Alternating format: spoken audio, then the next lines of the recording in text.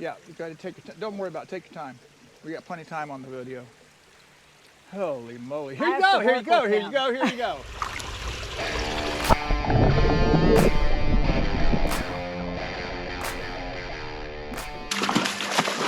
Hey everybody, welcome back to Florida Exotic. Today we're going to be working on, am I supposed to wave too? Sure. Hey! Buescheri. This is the Mbita buescheri. I call it Lamprologus. It's probably Neolamprologus. Who knows what it's called? Somebody can call and correct me and tell me what an idiot I am. I don't care. So we're going to take this tank right here, and we're going to, it's way too many adult fish. When you originally set this up, there was only a few adult fish, yes, right?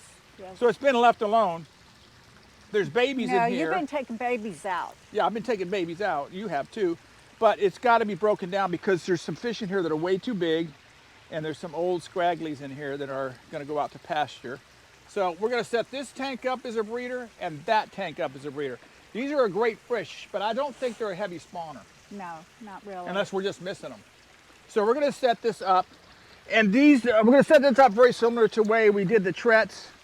We're going to put one of those pipes in there. And we're going to move all these rocks. And I think there's probably some Be careful, little teeny yeah, babies in could here be because yesterday Glenn and I were in here getting a dozen out, and there was a female over there that was just kicking butt on everybody. I'm going to cover that thing up. Not that I need to tell you what to do, but yeah, you got to take your time. Don't worry about it. Take your time. We got plenty of time on the video. Holy moly. Here you go, here you go, here you go, here you go. So we're going to set all that up, and then I'm going to whip through here, try to catch them all. Tamela, did you, when you originally did these, did you tube them? Or no, you just put them in? I just put them in. Well, I'm going to try to tube them because I want some of these young breeders in here. But we're going to set up two different tanks. And people, when I do it, I'm going to be kind of moving the fish aerially. So don't freak out. How about another one in that corner over there, Tam? Yeah. Oh, he's throwing fish. He's throwing fish. What a mean guy. What, you're the meanest cool fish guy or the coolest mean fish guy? What was Yeah, that? Somebody like made some that. comment that, whatever. Oh, by the way, we are going to be at Lake this weekend coming up. And at the end of... Not this weekend. Not this weekend, Oh, the next next weekend. weekend.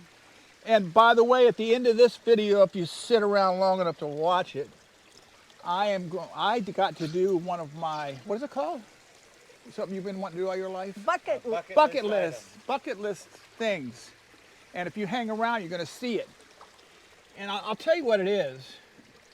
Tam and I had an opportunity to go on vacation, and we went to our favorite place in North Carolina, and Tam had found out that there was There's nobody in there.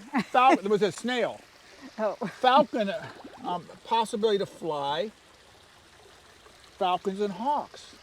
And ever since I've been a little kid, I can remember all my life, I wanted a sparrowhawk, which some people call the American kestrel. So I probably put this off, what, for 2 years? Yeah.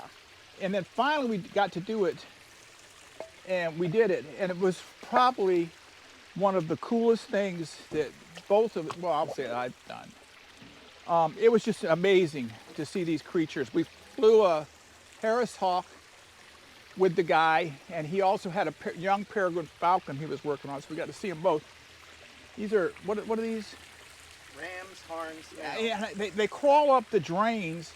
You can clear every one of them out of here. They crawl up the drains and then get in the tanks and then multiply. And I don't think they bother the babies. I don't think they do.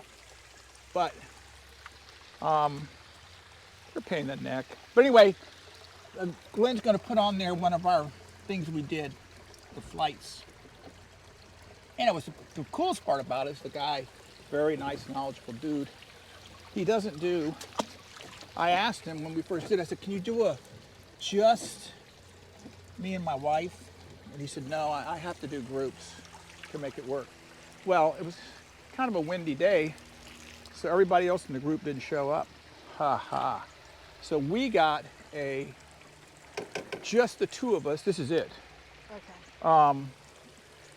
Flight. So I think we got to do more stuff than normal, and it was wonderful. But anyway, so now we're going to break this down. Now I'm going to have to take a look immediately at these size difference on these guys and see if I can sex them. I want young breeders. I don't want the old snaggly ones. So I'm going to try to, we drained this thing yesterday. In fact, we drained it twice, but we couldn't get underneath the, Tim, could you take that net and just kind of whip them out of that corner? I'm going to try to get them. I'm going to throw, for the time being, I'm going to throw, by the way, these things we're working in, these were once part of, we call them the green fiberglass.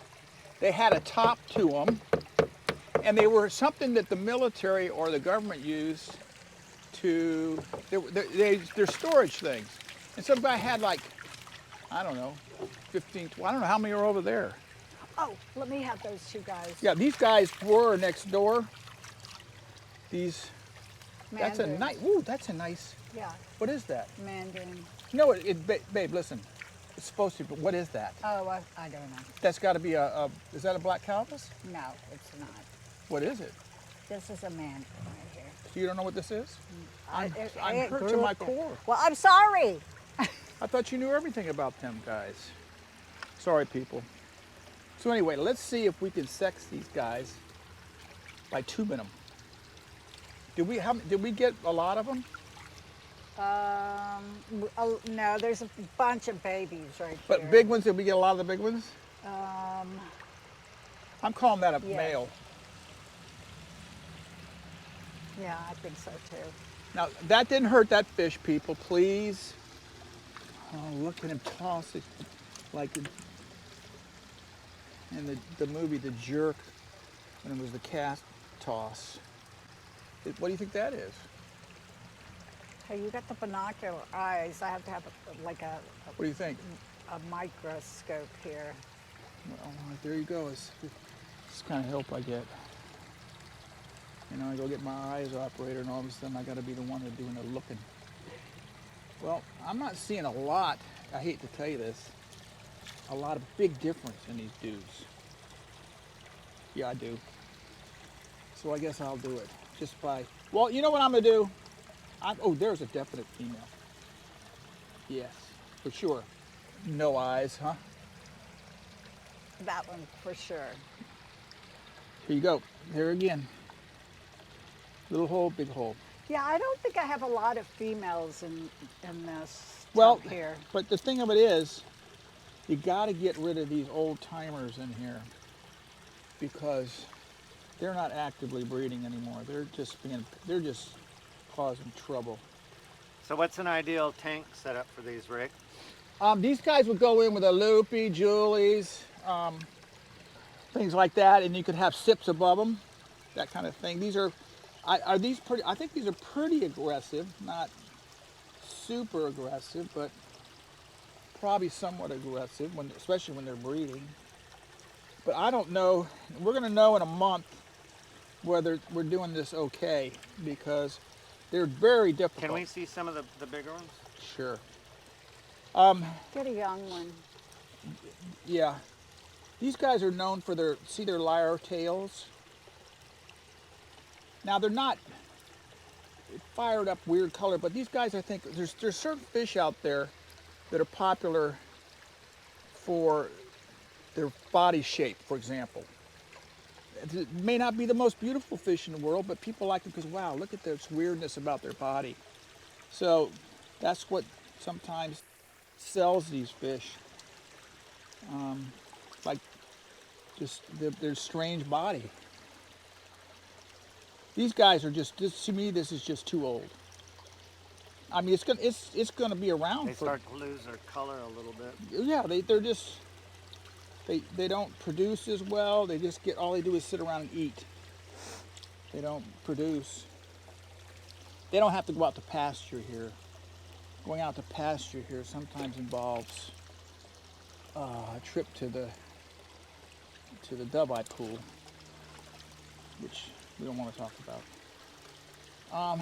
But anyway, these are, I'm a little not disappointed, but I'm a little amazed because it's these little guys are actually the females. That's a young female. Beautiful. Yeah, it is. I just noticed that it gets like a little, right here it gets a little yellowish or something. But I think I've got enough that this, sometimes when they get this body shape on older fish, they see a curved spine. This is ancient dude. Kind of like humans. Yeah, bent over, old fool walking down the street. Wait a minute. Are we talking about me? I'm trying not to be bent over. I'll tell you what, we work our butts off at the gym. Now, are there any big ones left in here? Yes, and there's a ton of little ones. Well, this is not a big spawner, so that's not a ton.